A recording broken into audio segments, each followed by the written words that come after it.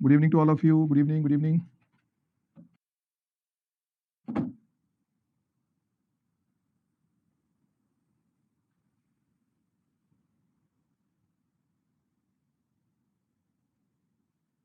Start करें बेटा आज का session. Good evening Pankaj, Priyanka, Aniket. Sir आपने ये फोटो एडिट कैसे किया? पहले ऐसे करके फोटो खिंचाया, पहले यूं ऐसे खड़े होकर देखो, है ना, यूं ऐसे होकर फोटो खिंचाया और फिर उसके बाद में फोटोशॉप से यहाँ पे ये माइंड दे दिया. ठीक है, ठीक है. कुछ कुछ हमेशा नया करते रहना चाहिए. टीम वाले भी कुछ कुछ इस तरह की एक्टिविटी करते रहते हैं तो अच्छा लगता है. चलो चलो स्टार्ट हम लोग करें बेटा आज का सेशन. आज का सेशन बहुत ही इंपॉर्टेंट टॉपिक है और नाम है प्री फॉर्मुलेशन स्टडी, मतलब दवा निर्माण की पहली नींव. आप इसको घर से जोड़ सकते हो अपने, और आप सेम प्री फॉर्मुलेशन टॉपिक के बारे में सोच भी सकते हो कि आखिरकार प्री फॉर्मुलेशन क्यों किया जाता है और प्री फॉर्मुलेशन का मतलब क्या है.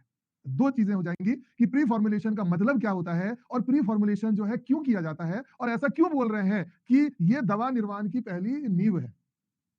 याद करो, जिस दिन फार्मास्यूटिक्स स्टार्ट हुआ था, मैंने एक बहुत ही इंपॉर्टेंट चीज आपको बताई थी कि बेटा फार्मास्यूटिक्स में तीन चीजें आती है. सबसे पहले हम लोग क्या करते हैं, डिजाइन करते हैं. सबसे पहला काम क्या करते हैं बेटा, डिजाइन करते हैं. फिर हम लोग डेवलपमेंट करते हैं और डेवलपमेंट करने के बाद में इवैल्यूएशन करते हैं. एग्जाम्पल दिया था कि घर का, कि हमारे घर में अगर कोई मेहमान आने वाला होता है तो सबसे पहले हम अपनी लिस्ट बनाते हैं कि हमारे मेहमान को क्या क्या चीजें पसंद है. हमारे घर में बुआ आने वाली है, कोई आने वाला है, तो हम लोग पहले से लिस्ट बनाते हैं कि हमारी बुआ को क्या क्या पसंद है ना, फूफा जी को तो क्या क्या पसंद आने वाला है. उन सारी चीजों को लिस्ट बनाने के बाद में हम उन सारी चीजों को मार्केट से खरीद के लाते हैं. फिर हम लोग खाना बनाते हैं और खाना बनाने के बाद में हम लोग पहले खुद से टेस्ट करते हैं और टेस्ट करने के बाद में हम अपने मेहमान को परोसते हैं कि हाँ ये खाना ठीक है या नहीं है. उसी तरह से कोई भी मेडिसिन को बनाने से पहले हम लोग उसका प्री फॉर्मुलेशन करते हैं. प्री मतलब हो गया बेटा पहले. अब आ जाओ, इस पर से पर्दा हटाते हैं.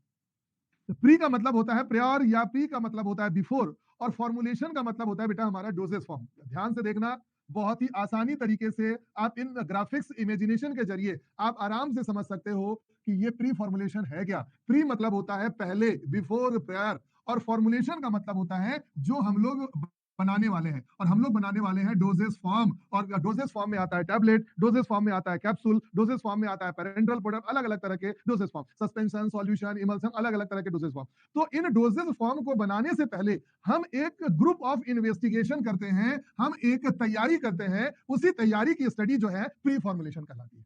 मतलब डोजेस फॉर्म को बनाने से पहले की तैयारी, उन सारे डोजेस फॉर्म, उन सारे रॉ मटेरियल का, उन सारे एक्सपेरियंट्स का फिजियोकेमिकल प्रॉपर्टीज को चेक करना. हम जो मार्केट से सब्जियां ला रहे हैं, सब्जियों की क्वालिटी खराब तो नहीं है, क्योंकि जब अगर क्वालिटी खराब होगी तो खाना भी खराब बनेगा. उसी तरह से अगर हमें डोजेस फॉर्म बनाना है, अच्छा डोजेस फॉर्म, तो उसके लिए रॉ मटेरियल भी अच्छा होना चाहिए, एडेटिव सब्सटेंस भी अच्छा होना चाहिए. और इस अच्छाई को चेक करने के लिए हम उन सारे रॉ मटेरियल और एक्सेपिएंट्स का फिजियोकेमिकल प्रॉपर्टीज को चेक करते हैं, रिसर्च एंड डेवलपमेंट करते हैं, इन्वेस्टिगेशन करते हैं, ताकि हमारा जो दवा है वो सेफ बन सके, हमारी जो दवा है वो इफेक्टिव बन सके, हमारा जो डोजेस फॉर्म है वो स्टेबल बन सके. सेफ मतलब होता है ऐसा डोजेस फॉर्म बनाना है जिसका मिनिमम साइड इफेक्ट्स हो. इफेक्टिव का मतलब होता है जिसका मैक्सिमम थेरेपेटिक एक्टिविटी हो, और स्टेबल का मतलब होता है जिसका ज्यादा से ज्यादा सेल्फ लाइफ हो. और इस फिजियोकेमिकल प्रॉपर्टीज में हम इन्हीं सारी चीजों के बारे में चेक करते हैं, इन्हीं सारी चीजों को डेवलप करने का काम करते हैं. इसी की पूरी स्टडी जो है प्री फॉर्मुलेशन स्टडीज कहलाती है. आया समझ में? आया समझ में बेटा ये प्री फॉर्मुलेशन स्टडीज? बेटा आया समझ में ये टॉपिक? अब प्री फॉर्मुलेशन क्या है, प्री फॉर्मुलेशन क्या है, प्री फॉर्मुलेशन का मतलब क्या हुआ, समझ में आया? चलो बहुत ही बढ़िया, बहुत ही अच्छा. प्री फॉर्मुलेशन एक ग्रुप ऑफ इन्वेस्टिगेशन है जहां पे हम जो डोजेस फॉर्म बनाने वाले हैं, उस डोजेस फॉर्म को बनाने से पहले जो मटेरियल हम लोग ले रहे हैं वो रॉ मटेरियल के बारे में जानना, उन सब एक्सेपिएंट्स के बारे में सारी चीजों को चेक करना. उन सारी चीजों को चेक करने के बाद में हम इसको डोजेस फॉर्म बनाते हैं. और इसके आगे का एक स्टेप और होता है, डोजेस फॉर्म बनाने के बाद में हमारा जो डोजेस फॉर्म बना है उसको इवेल्युएशन भी करते हैं, जो कि ऑलरेडी आप लोगों ने टैबलेट चैप्टर में स्टडी किया होगा. जितने भी तरह के फॉर्मुलेशन है, हर जगह फॉर्मुलेशन में बनाने के बाद हमारा जो प्रोडक्ट बना है वो सही बना या नहीं बना, इन सारी चीजों का चेक किया जाता है. And all the studies is known as the pre formulation studies. आ गया समझ में? चलो अब आते हैं आपके दिमाग में, एक तो कॉन्सेप्ट तो बन गया होगा कि हाँ, हम जो करने जा रहे हैं उस चीजों को करने से पहले उन सारी चीजों की टेस्टिंग करनी है, लेकिन इसको और थोड़ा सा डिटेल करते हैं। आखिरकार प्री फॉर्मुलेशन की ये नीड क्यों है? सबसे पहली जो चीज थी वो हम लोगों ने स्टडी कर लिया हुआ है कि प्री फॉर्मुलेशन की स्टडी इसलिए कर रहे हैं ताकि हम ड्रग की फिजिकल और केमिकल प्रॉपर्टीज, जिनको फिजियोकेमिकल प्रॉपर्टीज बोलते हैं, उसको जान सके। हम ड्रग की सॉल्युबिलिटी का पता लगा ले, हम ड्रग की स्टेबिलिटी का पता लगा ले, हम ड्रग का मेल्टिंग पॉइंट पता लगा ले, ड्रग हमारा हाइग्रोस्कोपिक है या नहीं है। बिकॉज अगर हमारा ड्रग हाइग्रोस्कोपिक हो जाएगा, हो सकता है किसी तरह की टॉक्सिसिटी प्रोड्यूस हो जाए, या हो सकता है कि हमारा ड्रग सब्सटेंस डिग्रेड हो जाए, अपनी थेरेप्यूटिक एक्टिविटी को खो दे। इसीलिए हमें पहले से ड्रग की सॉल्युबिलिटी, स्टेबिलिटी, मेल्टिंग पॉइंट और हाइग्रोस्कोपिसिटी, इन सभी चीजों को चेक करना पड़ता है। दूसरा जो पॉइंट आता है कि हम अपने ड्रग को किस डोजेस फॉर्म में लेके आएंगे, मतलब हमारा जो ड्रग है वो कौन से डोजेस फॉर्म में स्टेबल होगा। पता चला वो टैबलेट बन सकता है, कैप्सूल बन सकता है, सस्पेंशन भी बन सकता है, लेकिन इंजेक्शन के फॉर्म में अगर हम लोग देखें तो वो ड्रग हमारा अनस्टेबल है। इसीलिए हम उस डोजेस फॉर्म का इंजेक्शन नहीं बना सकते। मार्केट में ऐसे बहुत सारे मेडिसिन हैं, बहुत सारे ड्रग्स हैं जिनका सॉलिड डोजेस फॉर्म तो आता है, सेमी सॉलिड डोजेस फॉर्म तो आता है, लेकिन उसका हमारा पेरेंटल प्रोडक्ट्स नहीं आता है। उन सारी चीजों को चेक करने के लिए हम ये प्री फॉर्मुलेशन करते हैं कि हमारा जो ड्रग है वो कौन से डोजेस फॉर्म में स्टेबल होगा। हाइग्रोस्कोपिक का मतलब होता है ऐसे सब्सटेंस जो मॉइस्चर को एब्जॉर्ब कर लेते हो, ऐसे सब्सटेंस को हाइग्रोस्कोपिक सब्सटेंस बोला जाता है। नेक्स्ट आते हैं बेटा हम लोग इंश्योर द कंपेटेबिलिटी विथ एक्सेपिएंट्स। तो आप सभी को पता है कि कोई भी डोजेस फॉर्म बनता है तो हमारा दो चीज लगेगा, एक्टिव फार्मास्यूटिकल इंग्रेडिएंट्स और इसके साथ में लगता है एक्सेपिएंट्स, है ना। इन दोनों को जोड़ने के बाद में ही हमारा डोजेस फॉर्म बनता है, डोजेस फॉर्म बनेगा, है ना। हम चाहे बात करें टैबलेट की, कैप्सूल की, सॉल्यूशन की, इमल्सन की, तो जो हमारा ड्रग का अमाउंट बहुत ही कम होता है, इसके डोजेस फॉर्म को बढ़ाने के लिए हम इसके साथ में कई सारे एडिटिव सब्सटेंस को ऐड करते हैं। जैसे हमें टैबलेट बनाना हो तो हमने क्या किया, थोड़ा सा मेडिकामेंट है, एपीआई है, उसके साथ में हम लोग डाइल्यूएंट ऐड कर देते हैं, बाइंडर ऐड कर देते हैं, डिसइंटीग्रेटिंग एजेंट को ऐड कर देते हैं, और भी ऐसे कई सारे एक्सेपिएंट्स हैं, स्वीटनिंग एजेंट, फ्लेवरिंग एजेंट, ग्लाइडेंट्स होता है, तो लुब्रिकेंट्स होते हैं, एंटीहाइड्रेंट्स होते हैं। इट मींस टैबलेट को बनाने के लिए कई सारे एक्सेपिएंट्स को ऐड किया जाता है एपीआई के साथ में, तब जाके डोसेज फॉर्म बना। अब जरा सोच के देखो, इस एपीआई के साथ में अगर इस एक्सेपिएंट्स का किसी तरह का रिएक्शन हो जाए तो ऐसे कंडीशन में हमारा डोजेस फॉर्म जो है फेल हो सकता है। इसीलिए हम लोग पहले से कंपेटेबिलिटी टेस्ट कर लेते हैं किसी भी तरह के अनवांटेड रिएक्शन को चेक करने के लिए, ensure the compatibility with the excipients. इसके बाद हमारा नजर इस पे भी होगा कि हम इस तरह का डोजेस फॉर्म बनाए जो कि बहुत ही अच्छे तरह का परफॉर्मेंस दे, मतलब कि ड्रग की डोजेस फॉर्म की वायबिलिटी अच्छी हो, डिसोल्यूशन अच्छा हो, एब्जॉर्प्शन अच्छा हो। इसके अलावा ऐसा डोजेस फॉर्म को हमें बनाना है जिसका कॉस्ट कम हो और बहुत ही लंबे समय तक इसकी सेल्फ लाइफ हो सके, फॉर्मुलेशन का डेवलपमेंट होता रहे। और इन्हीं सारी वजह से, इन्हीं सारी चीजों को ध्यान में रखते हुए इस टेस्ट को परफॉर्म किया जाता है। और इस चैप्टर में हम लोग बहुत सारी चीजें स्टडी करेंगे। और एक चीज मैं आपको बता दूं, ये जो है चैप्टर बहुत ही नेटवर्क और बहुत ही कॉम्प्लेक्स टाइप का है, मतलब एक के बाद एक चैनल लिंक जुड़े हुए हैं। आप जरा खुद ही सोच के देखो कि अगर हमें इंसान का टेस्ट करना है बॉडी का, तो पहले ब्लड टेस्ट होगा, ब्लड में भी अलग अलग ऑर्गन्स हैं, हर किसी चीजों का टेस्ट करना है। उसी तरह से कोई भी डोजेस फॉर्म है उसके कई तरह के फिजिकल फॉर्म होते हैं, तो हर तरह के बारे में जानना पहले, उसके बाद में टेस्ट करना। जैसे हमारी बॉडी के बारे में हम लोग पहले जानते हैं तभी तो हम लोग उसका टेस्ट कर सकते हैं या मेडिसिन दे सकते हैं। उसी तरह से हमें सारे फिजिकल फॉर्म और उनके फिजिकल प्रॉपर्टी हो, केमिकल प्रॉपर्टी हो, ऑर्गेनोलेप्टिक प्रॉपर्टीज हो, उन सब के बारे में जानना भी होगा और उन सारी चीजों के बारे में सीखना भी होगा। तो थोड़ा सा कॉम्प्लेक्स होगा, ध्यान रखेंगे, पेपर पेन लेके बैठेंगे, लिखते जाएंगे एक एक करके और चीजों को कोरिलेट करते जाएंगे। बहुत ही आसान है, एक एक चीज आपको समझ में आएगी, ध्यान दोगे, किसी तरह की कोई दिक्कत नहीं होगी, इसकी गारंटी मेरी है, और हर एक चीज समझ में आ जाएगा। तो होपफुली कि अभी तक की चीजें आपको क्रिस्टल क्लियर समझ में आ गई होंगी, और जो चीजें मैंने बताई इसको एक सिंगल स्लाइड में मैं आपको अब दिखाने वाला हूं, ताकि आपका समझने की जो चीजें हैं और भी अच्छी हो जाए। यहां पे डायग्राम में देखो, raw material, pre formulation studies और तरह तरह के formulation, tablet, capsule, powder, oral suspension, injectable solution. किसी भी स्टूडेंट को अब नहीं ऐसा होना चाहिए कि समझ में आ नहीं रहा है कि रॉ मटेरियल से आगे फॉर्मुलेशन तक का, डोजेज फॉर्म बनाने तक का सफर हमारा प्री फॉर्मुलेशन है। फिजियोकेमिकल प्रॉपर्टीज को चेक करना है, तो प्री फॉर्मुलेशन में हम एपीआई मतलब एक्टिव इंग्रेडिएंट की स्टडी करते हैं, और प्री फॉर्मुलेशन में इस एपीआई के साथ में इनएक्टिव सब्सटेंस और एक्सेपिएंट्स, एडिटिव्स जो है उनकी स्टडी करते हैं। तो एक साथ में एपीआई है, दूसरे साइड में एक्सेपिएंट्स है, binder, filler, sweeteners, disintegrating agent और भी ऐसे कई सारे एक्सेपिएंट्स होते हैं। एपीआई, एक्सेपिएंट्स, इन दोनों को चेक करके, कंपेयर करके, टेस्ट करते हैं ताकि हम ड्रग को सेफ बना सके, इफेक्टिव बना सके और स्टेबल बना सके, जो कि मैंने प्रीवियस स्लाइड में आपको बता दिया। अब आते हैं बेटा कि आखिरकार जो ये एपीआई है, इन एपीआई का हम किस तरह की प्रॉपर्टीज को चेक करते हैं। तो प्रॉपर्टीज में हमारी दो बहुत ही इंपॉर्टेंट प्रॉपर्टीज है, एक है हमारा फिजिकल प्रॉपर्टीज और दूसरा है हमारा केमिकल प्रॉपर्टीज। आगे इसको डिटेल में और भी देखेंगे। फिजिकल प्रॉपर्टीज का मतलब होता है जो भी एपीआई हमने लिया उसका पार्टिकल साइज के बारे में पता लगाना, उसका शेप के बारे में पता लगाना, उसकी density, waiting probability, solubility, stability, dissolution, बायोबिलिटी और भी बहुत सारी चीजें हैं जो स्लाइड बाय स्लाइड हम सारी चीजों को सीखेंगे। इसके अलावा हम इन मेडिसिन का केमिकल प्रॉपर्टीज को भी चेक करेंगे और इनके बारे में जानने की पूरी कोशिश करेंगे, जैसे हाइड्रोलिसिस, जैसे ऑक्सीडेशन, जैसे reduction, racemization, polymerization, drug excipients and compatibility, इन सभी का केमिकल प्रॉपर्टीज के बारे में भी जानेंगे। आप में से बहुत सारे बच्चे इनका नाम सुने भी होंगे, जानते भी होंगे। हो सकता है 2, 4, 10, 50, 100 ऐसे बच्चे होंगे जिन्होंने कहीं भी ना कभी इनका नाम नहीं सुना या कॉन्सेप्ट इसका क्लियर नहीं है। उन सभी बच्चों के लिए बेटा मैं एक ही लाइन बताने वाला हूं, इन सभी का पूरा डिटेल आगे की स्लाइड्स में आने वाला है।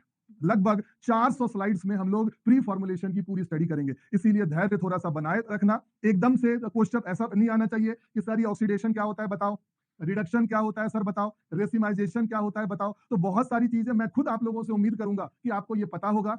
नहीं भी पता होगा तो आने वाली स्लाइड्स में वो सारी चीजें आपको क्रिस्टल क्लियर देखने को मिलेंगी, इसलिए परेशान मत होना। क्योंकि अभी थोड़ी देर पहले एक बच्चे का क्वेश्चन आया था कि सर ये हाइग्रोस्कोपिसिटी क्या होता है। हाइग्रोस्कोपिक सब्सटेंस हम लोग बोलते किसको है बेटा, आपके लेवल पे हम इन चीजों को एक्सपेक्ट करेंगे आपसे कि आपको ऑक्सीडेशन पता हो, रिडक्शन पता हो, और जो ये हाइग्रोस्कोपिक जो वर्ड है ये भी आपको पता होना चाहिए था।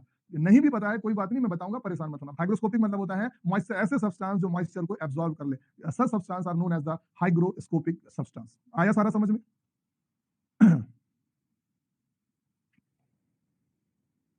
क्लियर है बेटा इतना? क्लियर है इतना सारा?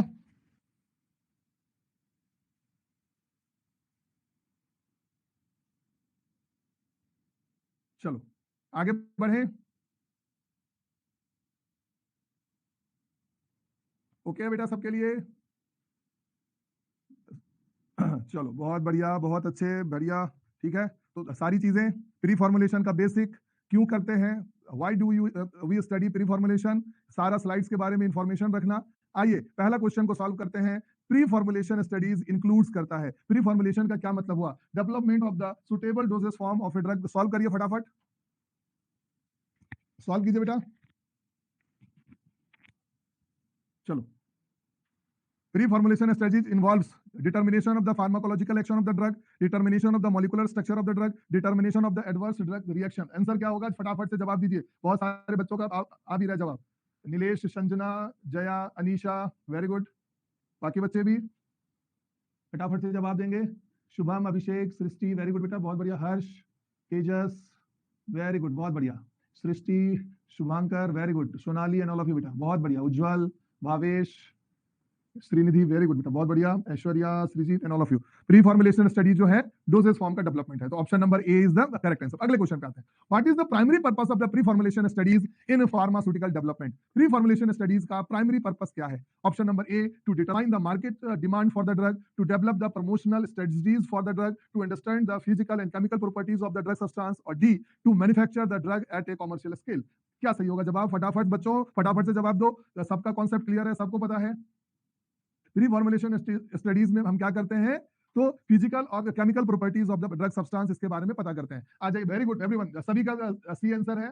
Dolly, Alisha, Shrikesh, Sandipan, Komal, Kuldeep and all of you. आ जाइएगा question, which of the following is not a part of the pre formulation studies. इनमें से कौन सा प्री फॉर्मुलेशन स्टडी का पार्ट नहीं है? A, solubility analysis, particle size determination, C, marketing strategy evaluation, या drug acceptance compatibility study. Answer क्या होगा? वेरी गुड अनिकेत, बहुत अच्छा बेटा। धनेश्वर, चांदनी, श्रुतिका, वेरी गुड बेटा, बहुत अच्छे। प्रतीक्षा, आकाश, वेरी गुड, बहुत बढ़िया, बहुत अच्छे, शाबाश एवरीवन।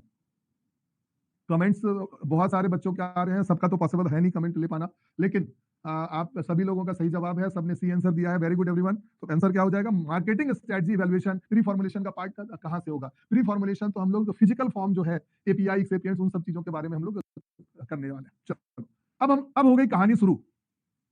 कहानी शुरू मतलब इसमें जितनी सारी चीजें हैं लिखी हुई, वो सारी चीजें पूरी डिटेल में होंगी, ठीक है? इसीलिए अपनी कुर्सी की पेटी बांध लीजिए। कौन कौन से पैरामीटर्स हैं प्री फॉर्मुलेशन के लिए और ड्रग की कैरेक्टरिस्टिक को चेक करने के लिए हम लोग कौन कौन से तरह के पैरामीटर्स का हेल्प लेते हैं। इसमें 3 तरह के पैरामीटर्स हैं, ध्यान से देखो, येलो कलर से लिखा हुआ है 3 तरह के पैरामीटर्स हैं। पहला पैरामीटर बेटा, हम इन ड्रग का फिजिकल कैरेक्टरिस्टिक को चेक करते हैं।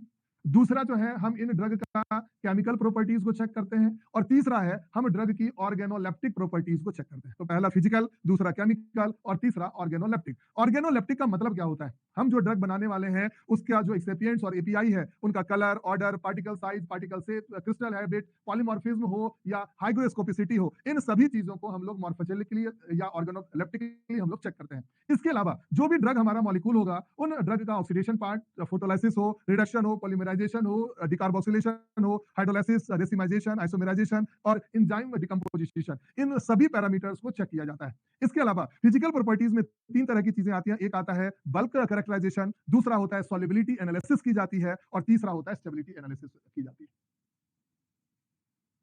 क्लियर बेटा ये चीज?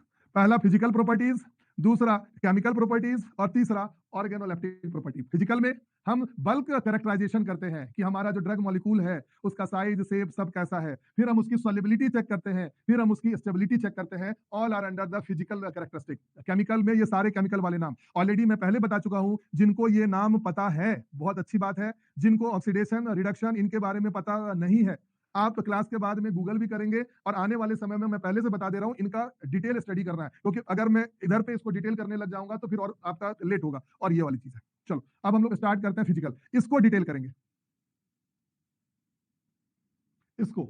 इसको फिजिकल कैरेक्टरिस्टिक को हम पहले डिटेल करने वाले हैं, बल्क, सॉल्युबिलिटी और स्टेबिलिटी। आ जाओ, देखो फिजिकल आ गया। फिजिकल के 3 पार्ट, बल्क कैरेक्टराइजेशन, दूसरा है सॉल्युबिलिटी एनालिसिस और तीसरा है क्या बेटा हमारे स्टेबिलिटी एनालिसिस। बल्क कैरेक्टराइजेशन का मतलब होता है जो भी हमारा एपीआई है, ड्रग मॉलिक्यूल्स है, हम उसका पार्टिकल साइज को चेक करेंगे, बल्क डेंसिटी को चेक करेंगे, सरफेस मॉर्फोलॉजी को चेक करेंगे कि ड्यूरिंग द डेवलपमेंट उसमें किसी तरह के चेंज तो नहीं आ रहे हैं। उन सारी चीजों को चेक करने के लिए हमें ड्रग का क्रिस्टलाइन फॉर्म है या एमॉर्फस फॉर्म है, उनके बारे में पता लगाना होगा। और जैसा कि मैं बार बार आप लोगों को बोल भी रहा हूं, ये सारी चीजें डिटेल होंगी, इसलिए परेशान मत हो। अभी तुरंत ही बताऊंगा मैं कि क्रिस्टलाइन और एमॉर्फस होते क्या है। इसके अलावा फाइन पार्टिकल्स का कैरेक्टराइजेशन करते हैं, पाउडर की डेंसिटी, पाउडर की फ्लो प्रॉपर्टी को चेक करते हैं, हाइग्रोस्कोपिसिटी को चेक करते हैं, और हमारा जो पाउडर मटेरियल है वो कॉम्पैक्ट कैसा है, उनकी प्रॉपर्टीज सब को चेक करना बल्क कैरेक्टराइजेशन के अंडर में आएगा। और ये बल्क कैरेक्टराइजेशन हमारा जो ये 3 टाइप था, फिजिकल, केमिकल और ऑर्गेनोलेप्टिक, उसका ये पहला टाइप है। इसी के अंदर में हमें इन सारी चीजों को स्टडी करना है। उसी तरह से जब हमें सॉल्युबिलिटी एनालिसिस करना होगा, उस समय हमें इंट्रिंसिक सॉल्युबिलिटी के बारे में जानना होगा, पार्टीशन कोएफिशिएंट के बारे में जानेंगे, ionization constant, common ion effect, pH solubility, solubility enhancement, dissolution, thermal effect, इन सभी चीजों के बारे में हमें आगे स्टडी करने वाले हैं और आएगा भी। और स्टेबिलिटी एनालिसिस के लिए solution study, solid state stability और एक्सेप्टेंट स्टेबिलिटी, इन सभी चीजों के बारे में हमें आगे अभी स्टडी करना है और पढ़ना भी है। क्लियर है? चलो अब एक एक करके पढ़ना शुरू करते हैं। फिजिकल में एक बार फिर से पीछे लाता हूं मैं। फिजिकल में बल्क कैरेक्टराइजेशन, सॉल्युबिलिटी एनालिसिस और स्टेबिलिटी एनालिसिस। फिजिकल में बल्क कैरेक्टराइजेशन, सॉल्युबिलिटी एनालिसिस और स्टेबिलिटी एनालिसिस, इनको एक एक करके स्टडी करेंगे। अब इसमें बल्क कैरेक्टराइजेशन में पहला नंबर आता है क्रिस्टलिनिटी और पॉलीमॉर्फिज्म का, इसको स्टडी करेंगे। चलिए स्टडी करते हैं, स्टार्ट करें बल्क कैरेक्टराइजेशन के बारे में। बल्क कैरेक्टराइजेशन में सबसे पहला है क्रिस्टलिनिटी और पॉलीमॉर्फिज्म। तो स्टार्ट करें बल्क कैरेक्टराइजेशन। अभी तक की चीजें क्लियर है, समझ आई है क्या चल रहा है, इतना तो पता चल रहा है सबको। इसको स्टडी करना चालू करें।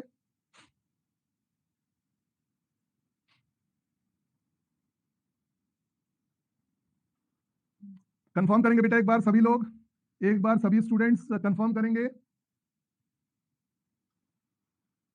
Parameters physical, chemical, organoleptic. Physical को लिया सबसे पहले, bulk characterization, solubility analysis, stability analysis. Bulk characterization अब हम लोग स्टडी करने वाले हैं और इसी बल्क के अंदर में हमें इन 4-5 पॉइंट्स को पढ़ना है।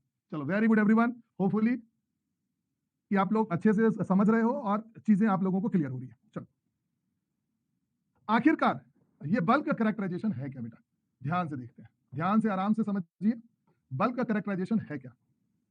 और इस बल्क कैरेक्टराइजेशन के अंदर हमारा एक बहुत ही इंपॉर्टेंट सा पार्ट आने वाला है, वो है क्रिस्टलिनिटी और पॉलीमॉर्फिज्म।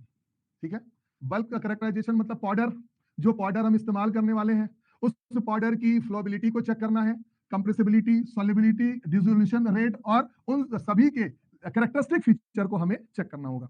और अगर हम लोग कोई भी पॉडरी मटेरियल को देख रहे हैं या कोई भी ऐसा स्ट्रक्चर को देख रहे हैं, इस स्ट्रक्चर का दो पार्ट होता है। मान लो एपीआई हो या एक्सेपिएंट्स हो, पाउडर फॉर्म में है, तो उस फॉर्म के उस जो एक पाउडर का जो पार्टिकल होगा, उस पार्टिकल के दो फॉर्म होंगे। एक फॉर्म जिनको हम हैबिट बोलते हैं और दूसरा फॉर्म जिनको हम लोग इंटरनल स्ट्रक्चर बोलते हैं। अगर मैं समझाने के लिए आपको बोलूं कि मैं एक इंसान हूं, ऊपर से मैं कैसा दिख रहा हूं, चाहे अच्छा हूं या नहीं अच्छा हूं, अंदर से इंसान किस तरीके का है आपको किसी को कुछ नहीं पता, अच्छा है या बुरा। सामने से अच्छा दिख रहा है, लेकिन अंदर से वो किस तरीके का है, अच्छा इंसान है या बुरा इंसान है, इन चीजों का पता लगाना है। उसी तरह से मान लो कोई एक ड्रग मॉलिक्यूल है, एक ड्रग पार्टिकल्स है, बाहर से स्ट्रक्चर कुछ इस तरीके का आपको दिखाई दे रहा है, और इसके अंदर में बाहर से ऐसा स्ट्रक्चर है और अंदर से हो सकता है वो किसी भी तरह का शेप का हो, जिग जैग टाइप का हो सकता है, क्रॉस टाइप का हो सकता है। एक स्ट्रक्चर जिनको हम लोग आउटर स्ट्रक्चर है, इस आउटर स्ट्रक्चर को हम लोग बोलते हैं हैबिट, और जो अंदर का जो स्ट्रक्चर है, इस स्ट्रक्चर को हम लोग बोलते हैं इंटरनल स्ट्रक्चर। डायग्राम में आपको तो क्लियर दिख रहा होगा। It means outer appearance of the crystal that is known as the habit. आ रहा है समझ में? मींस अगर हम आउटर अपीयरेंस का डिस्क्रिप्शन दे रहे हैं, इसका मतलब है वो हैबिट के बारे में बता रहा है। और इंटरनल स्ट्रक्चर आपका किसी भी तरह का शेप हो सकता है, it may be the same, it may be the different. अब हम लोग बोलेंगे टू डिफरेंट इंटरनल स्ट्रक्चर का सेम हैबिट हो सकता है, या नहीं तो दो सेम इंटरनल स्ट्रक्चर वाले सब्सटेंस का डिफरेंट हैबिट हो सकता है। अब इसको समझने के लिए मैं आपको समझाऊंगा। दो जुड़वा भाई बाहर से दिखने में एक जैसे हैं, बाहर से दिखने में एक जैसे हैं मतलब हैबिट सेम है। दो जुड़वा भाई दोनों दिखने में सेम है, मतलब उनका एक्सटर्नल स्ट्रक्चर एक है। एक्सटर्नल स्ट्रक्चर को आप बोलते हो हैबिट, लेकिन इंटरनली वो डिफरेंट हो सकते हैं। एक हो सकता है बदमाश, एक हो सकता है अच्छा। बाहर से दिखने में सेम है, अंदर से दोनों डिफरेंट है। मतलब two different internal structure substance having the same habit. जुड़वा भाई, ऊपर वाले जो है ये जुड़वा भाई है, जुड़वा है ना। दो different internal structure having the same habit. जुड़वा भाई बाहर से दिखने में सेम है, लेकिन अंदर से वो कुछ और है। एक बहुत ही अच्छा है, दूसरा बहुत ही बदमाश। अब आते हैं बेटा दूसरे स्ट्रक्चर पे। दो लोग दिखने में अलग अलग हैं, दो लोग दिखने में अलग अलग हैं एक्सटर्नली। मतलब क्या हुआ, वो उनका हैबिट जो है डिफरेंट है। जैसे मैं हूं और आप हो, समझ लो आपका स्ट्रक्चर बाहर से कुछ और है, मेरा स्ट्रक्चर बाहर से कुछ और है। हम दोनों का हैबिट अलग अलग है, लेकिन हम दोनों लोग अच्छे हैं। हम दोनों लोग अच्छे हैं मतलब हमारा हैबिट अलग है, लेकिन इंटरनल स्ट्रक्चर अलग अलग है। आया समझ में? तो हैबिट के बारे में, बल्क कैरेक्टराइजेशन के बारे में हमें सीखने की शुरुआत इसी जगह से करनी है कि कोई भी ड्रग मॉलिक्यूल, कोई भी ड्रग पार्टिकल का दो पार्ट होता है। एक होता है हैबिट और दूसरा होता है इंटरनल स्ट्रक्चर। हैबिट का मतलब होता है जो बाहर से दिखता है, इंटरनल हो गया इंटरनल का। जुड़वा भाई हैबिट सेम है, अंदर से अलग अलग है। दूसरा एग्जांपल, मैं और आप बाहर से अलग अलग हैं, मतलब हम दोनों का हैबिट अलग अलग अलग है, लेकिन हम दोनों लोग अंदर से अच्छे हैं, मतलब हमारा इंटरनल स्ट्रक्चर सेम होगा। It means two different internal structure substance having the same habit और two same internal structure substance having the different habit. इन चीजों को समझना है। क्लियर है? चलो चलो, बाहर से शांत और अंदर से तूफान। चलो बहुत बढ़िया। अब आते हैं बेटा अगले पार्ट पे। आखिरकार जो ये बल्क कैरेक्टराइजेशन है, ये किन चीजों पे डिपेंड करता है? ये डिपेंड करता है डिग्री ऑफ सैचुरेशन पे, ये डिपेंड करता है स्टीयरिंग रेट पे, ये डिपेंड करता है एजिटेशन पे, ये डिपेंड करता है type of solvent and presence of the other solvent. बेटा कोई भी पार्टिकल्स है during the practicals, during the development, during the formulation, उसमें किसी न किसी तरह के चेंजेस सब पॉसिबल हो सकते हैं। और इसीलिए बोला गया कि ये जो फॉर्म है बल्क कैरेक्टराइजेशन जो किसी ड्रग मॉलिक्यूल का है, वो डिपेंड करेगा डिग्री ऑफ सैचुरेशन पे। सैचुरेशन का मतलब होता है एक फिक्स्ड टेम्परेचर पे, एक फिक्स्ड टेम्परेचर पे जब किसी भी एक्स्ट्रा मटेरियल का एड ऑन नहीं होना। जैसा कि हम लोग बोलते हैं कि हम पूरी तरह से सैचुरेट हो गए, पूरी तरह से सैचुरेट हो गए, इसका मतलब है कि कोई एक्स्ट्रा चीजें हम स्टडी नहीं कर सकते। तो एक फिक्स्ड टेम्परेचर और प्रेशर पे अगर एक्स्ट्रा कोई सॉल्यूट सॉल्वेंट में ऐड नहीं हो रहा है, तो that is known as the saturation. अगर टेम्परेचर इंक्रीज कर देंगे, अगर हम टेम्परेचर को इंक्रीज करते हैं, प्रेशर इंक्रीज करेंगे, डिफरेंट इन्वायरमेंट होगा, ऐसे कंडीशन में एक्स्ट्रा चीजें सॉल्यूट आके सॉल्वेंट में सोल्यूबलाइज हो सकता है। That process is known as the super saturation process. तो एक हमारा ये सैचुरेशन है, दूसरा सुपर सैचुरेशन है। क्रिस्टल हैबिट जो है वो डिपेंड करेगी स्टीयरिंग रेट पे, स्टीयरिंग के करने से। जो हमारा क्रिस्टल का साइज और शेप है डिपेंड करेगा बेटा किस चीज पे, एजिटेशन करने पे। एजिटेशन मतलब होता है कि जब हम लोग खाना बना रहे होते हैं, तो सब्जियां बनाते हैं तो सब्जियों को पलटते हैं, एजिटेट करते हैं, that process is known as agitation. तो एक प्रोसेस है आपका कौन सा, सेचुरेशन, एक प्रोसेस है आपका स्टीयरिंग रेट, और एक प्रोसेस है हमारा एजिटेशन। इन सारे फैक्टर्स पे हमारा क्रिस्टल हैबिट डिपेंड करता है, और इसी चीज को हम लोग क्रिस्टलिनिटी और पॉलीमॉर्फिज्म के अंदर में स्टडी करते हैं। आया समझ में? क्लियर है बेटा?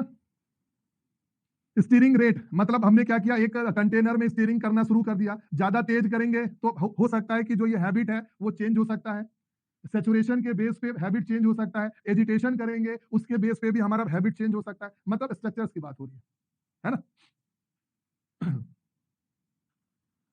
सुपर सेचुरेशन क्या है बेटा? सुपर सेचुरेशन ऐसा प्रोसेस है जब आपका पढ़ाई में मन नहीं लगता है, मम्मी पापा आए और आपकी घर के कुटाई किए कि बेटा पढ़ाई में तुम लोग सुबह से पढ़ाई तो किए नहीं हो और बोल रहे हो कि दिमाग सेचुरेट हो गया, तो जो एक्स्ट्रा जो आपकी वो कुटाई हुई ना, और उसके बाद पढ़ने लग गए। एक समय तक बोल रहे थे कि सर हम सेचुरेट हो चुके हैं, मम्मी पापा पढ़ने में मन नहीं लग रहा, सेचुरेट हो गए, तो मम्मी ने आगे एक कुटाई करी, एक बार पढ़ने में मन लगने लग गया। That is the super saturation. अगर किसी सॉल्वेंट में शुगर को ऐड करते जाओ, ऐसा पॉइंट जहां पे शुगर ऐड होना बंद हो जाए, that is the saturation process, है ना? लेकिन टेम्परेचर को बढ़ा दो, प्रेशर को बढ़ा दो, तो और चीजें ऐड हो जाती हैं, और जब ऐड होती हैं, that process is known as the super saturation process. समझने के लिए तो कुटाई वाला जो एग्जांपल है बहुत ही सटीक सा बैठता है। जो हम लोग बोलते हैं कि पढ़ने में मन नहीं लग रहा, दिमाग सेचुरेट सा हो गया है, तो फिर आपकी पिटाई होगी, तो फिर पढ़ने में मन लगेगा, that is the super saturation process. Forcefully study करना शुरू कर दोगे अपने मन से। आगे बेटा समझ में सबको? चलो बहुत बढ़िया, अच्छे हो, ईमानदार हो, तो समझ आ जा रहा है तुरंत ही। चलो, एजिटेशन मतलब होता है बेटा हलवा बनाना, एजिटेशन मतलब होता है सब्जियां बनाना। मम्मी जो सब्जी बनाती है तो करछी को लेकर यूं यूं यूं ऐसा चलाती है, ऐसा ऐसा वाला, दैट इज एजिटेशन, ऐसा यूं। आया समझ में? स्टीयरिंग मतलब हुआ यूं स्टीयरिंग। प्रैक्टिकल तुम लोग एकदम नहीं कियो भाई, बहुत तुम लोगों की स्थिति बहुत ही दयनीय है। है ना?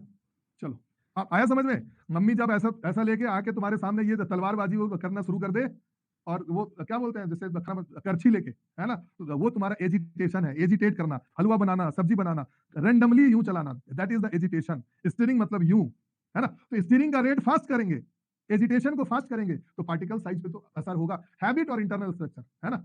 खाना बनाने में भी देखो, टेक्निक अगर अच्छी रहेगी तो अच्छा बनेगा, टेक्निक अगर खराब होगी तो खराब बनेगा। तो वही चीज तो यहाँ भी हो रहा है, हम प्री फॉर्मुलेशन कर रहे हैं, हम किसी भी ड्रग पार्टिकल्स का हैबिट मतलब एक्सटर्नल स्ट्रक्चर और इंटरनल स्ट्रक्चर के बारे में देख रहे हैं। तो किन चीजों पे डिपेंड करेगा? स्टीयरिंग पे डिपेंड करेगा, एजिटेशन पे डिपेंड करेगा, और सैचुरेशन पे डिपेंड करेगा। आगे समझ में? सर प्लीज आज के लिए इतना ही, सैचुरेट हो रहा है, फिर तो तुम्हें वो जरूरत है उसकी, है ना, कुटाई की जरूरत है, फिर तो इतने में ही सेचुरेट हो गए। 40-50 मिनट का क्लास हुआ, इतने में सेचुरेट। अरे बेटा, मन में उमंग रखो, तरंग रखो, और सीखने की कैपेबिलिटी में रखो, है ना? तो बेटा कैपेबिलिटी अगर नहीं रखोगे सीखने की तो क्या सीखोगे बताओ, है ना? मन से सोच लोगे कि थक गए तो थक जाओगे। अगर आपका टारगेट बड़ा है ना, तो आंखें बंद भी हो जाएंगी ना, तो थकोगे नहीं बेटा। मैं सही बताता हूँ, मेरी आंखें बंद होती रहती हैं क्लासेस में, इतना मैं सुबह से लेकर शाम तक में टायर्ड हो जाता हूँ, इतने सारे काम रहते हैं।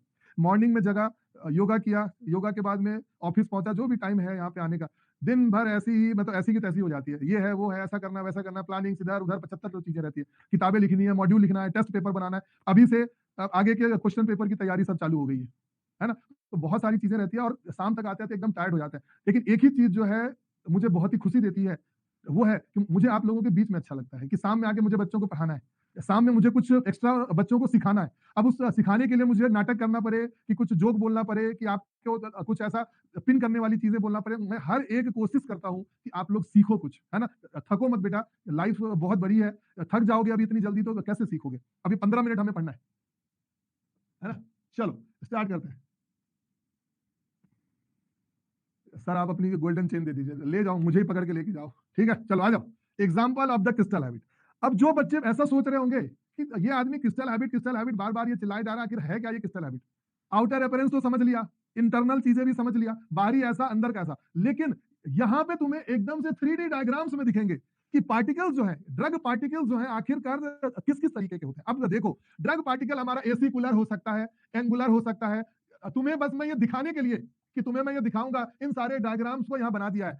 ये डेंड्राइटिक होते हैं, फाइब्रस हो सकते हैं, प्लेटी हो सकते हैं, ग्रैनुलर हो सकते हैं, इरेगुलर हो सकते हैं, प्रिज्मेटिक हो सकते हैं, नोडुलर हो सकते हैं, स्फेरिकल हो सकते हैं, और ये टेबुलर। ये कई तरह के स्ट्रक्चर्स हमारे बन सकते हैं, जो कि हमें खुले आंखों से नहीं दिखाई देता है। जब हम लोग दिखते हैं तो पाउडर जैसे हैं बेटा, उन पाउडर का भी अलग अलग तरह का शेप होता है। कोई एसिकुलर है, कोई रोम्बिक है, कोई ब्लेडेड है, अलग अलग तरह के, इतने तरह के देखो कई तरह के शेप होते हैं। क्लियर बेटा? ये सब आया समझ में? क्रिस्टल हैबिट क्या है? आया ये समझ में? Crystal habit, acicular, angular, bladed, crystalline, dendritic, fibrous. अब तुम्हें और समझ में आ जाना चाहिए कि क्रिस्टल हैबिट एक्चुअल में है क्या। अब आते हैं आगे की पार्ट में। आगे के पार्ट में अब हम लोग देखने वाले हैं बेटा इंटरनल स्ट्रक्चर को, और इंटरनल स्ट्रक्चर के बाद में हम लोग एक एक करके एक्सटर्नल, ठीक है? तो ये क्रिस्टल हैबिट देख लिया। अब हम लोग बात करेंगे कि जो हमारा मॉलिक्यूलर अरेंजमेंट है सॉलिड का, उस वो दो तरह के होते हैं। एक होता है हमारा based on the nature of the bond, और दूसरा होता है बेस्ड ऑन द स्ट्रक्चर। किसी भी ड्रग मॉलिक्यूल का, किसी भी सॉलिड मटेरियल का मॉलिक्यूलर अरेंजमेंट के बेसिस पे हम लोगों ने इस दो पार्ट में क्लासिफाई किया। एक है हमारा based on the nature of the bond, और दूसरा है based on the nature of the structure. अब हमें सीखने को मिलेगा ये एमॉर्फस क्या है और क्रिस्टलाइन क्या है। इंतजार करोगे? एमॉर्फस और क्रिस्टलाइन जो तुम्हें कई बार सुटिक्स में, फिजिकल फार्मेसी में अलग अलग नाम सुने होगा, कभी नाम ये एमॉर्फस और क्रिस्टलाइन का। आज हमें ये जानने को मिलेगा कि ये एमॉर्फस है क्या और क्रिस्टलाइन है क्या।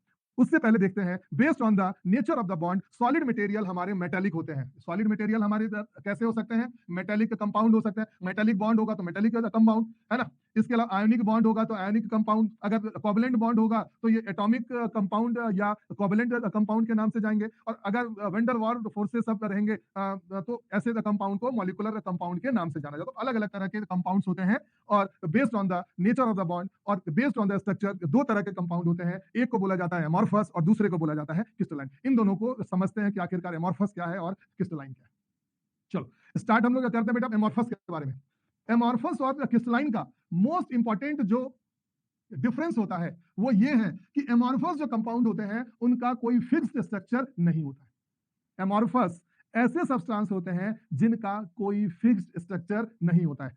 ये उस तरह के बच्चे हैं जिनको मार पीट के बैठा के पढ़ाया जाता है, बस इतना ही समझ लो। एमॉर्फस उस तरह के बच्चे हैं जिनको मार पीट के बिठा के जबरदस्ती लाके जीपैट की तैयारी कराई जाती है, ड्रग इंस्पेक्टर एग्जाम की तैयारी कराई जाती है, फार्मासिस्ट एग्जाम की तैयारी की जाती है कि बेटा पढ़ लो तुम्हारे लिए फायदा आएगा। इनका कोई फिक्स्ड, अपने मन से ये नहीं पढ़ाई करते, मतलब इनका कोई फिक्स्ड इंटरनल स्ट्रक्चर नहीं है। एमॉर्फस ऐसे सब्सटेंस को बोला जाता है जिनका कोई फिक्स्ड इंटरनल स्ट्रक्चर नहीं है। इनका मन नहीं लगता है, इसीलिए ये घूमते फिरते रहते हैं, दूर दूर में तुम्हें दिखाई देंगे। लेकिन क्रिस्टलाइन में वो बच्चे हैं जो अपनी जिम्मेदारियों को समझते हैं। तुम्हारी क्लास में बहुत सारे बच्चे रहे होंगे जो रैंडम होते होंगे, जबरदस्ती कॉलेज आने वाले बच्चे होंगे, अपनी जिंदगी को बोझ समझने वाले बच्चे होंगे। They are the amorphous, they do not having the fixed internal structure. लेकिन ये आप हो, क्रिस्टलाइन हो आप, मतलब आपका कोई फिक्स्ड इंटरनल स्ट्रक्चर है, स्टेबिलिटी आपके अंदर में है, और बहुत ही लेसर टेंडेंसी है चेंज होने की। एमॉर्फस में बहुत ज्यादा चेंज होने की कैपेसिटी होगी। इसके अंदर में और भी बहुत सारी चीजें हैं। क्रिस्टलाइन में पॉलीमॉर्फ्स होते हैं, मॉलिक्यूलर एडक्ट होता है, इनएंटियोट्रॉपिक होते हैं, मोनोट्रॉपिक होते हैं, स्टैचोमेट्रिक, और भी बहुत ज्यादा डिटेल किया हुआ है। आगे हम लोग एक एक करके पढ़ेंगे। ये आपका माइंड मैप है। माइंड मैप बनाते कब है? माइंड मैप हम तब बनाते हैं जब हम इस टॉपिक का पूरा डिटेल पढ़ लेते हैं। तो आपको मैंने शुरू में ही दिखा दिया है माइंड मैप। घर पे जाके आज आपका टास्क है इस पूरे माइंड मैप को पेपर पे लिख के बना के मेरे को व्हाट्सएप पे भेजने का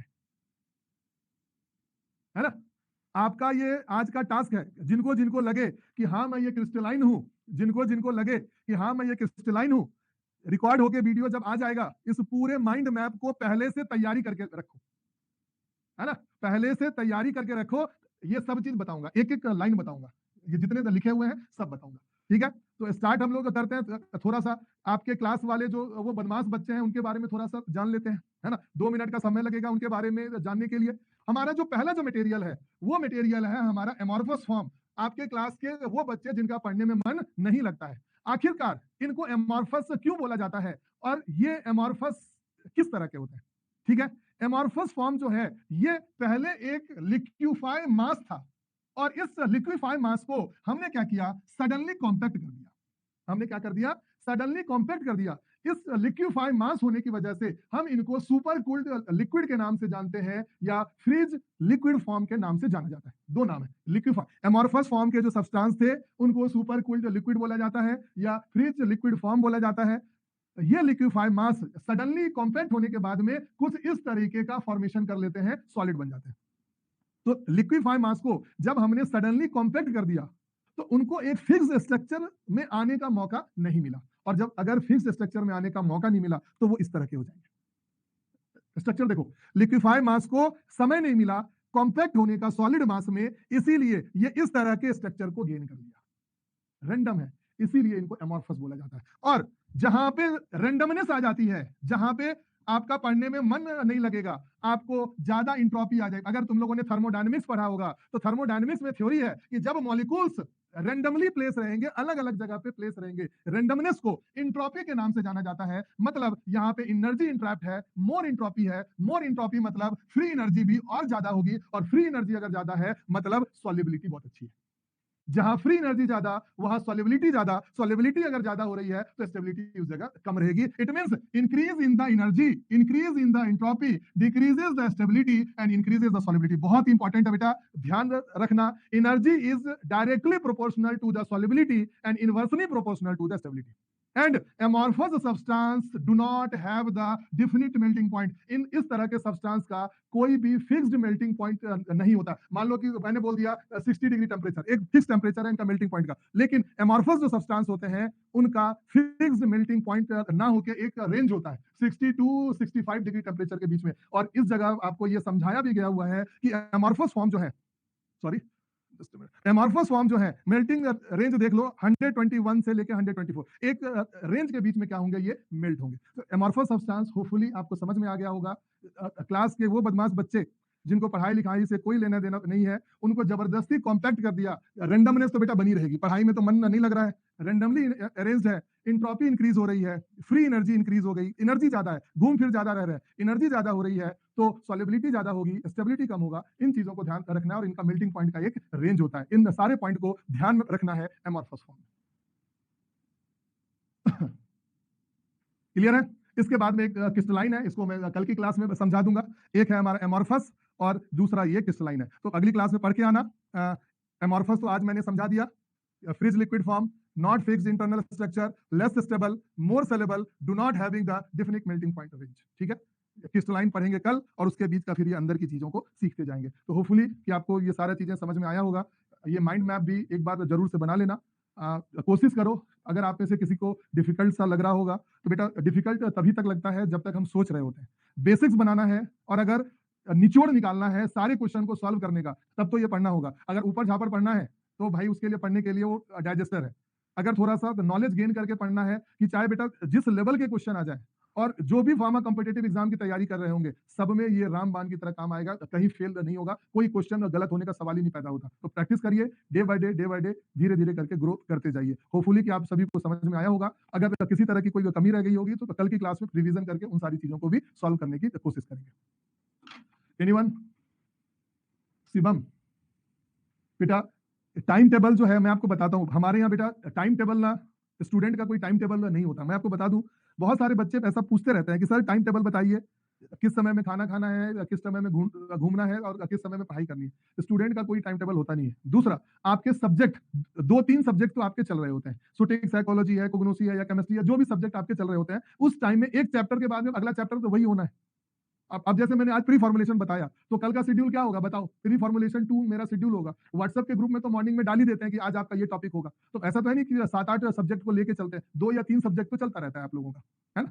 तो उसके लिए क्या शेड्यूल दें? और बाकी तो व्हाट्सएप के ग्रुप में तो अपडेट आपको डाल ही देते हैं।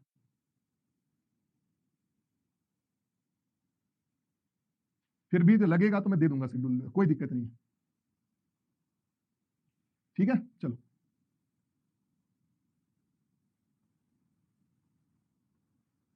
समझ में आया सबको प्रॉपर?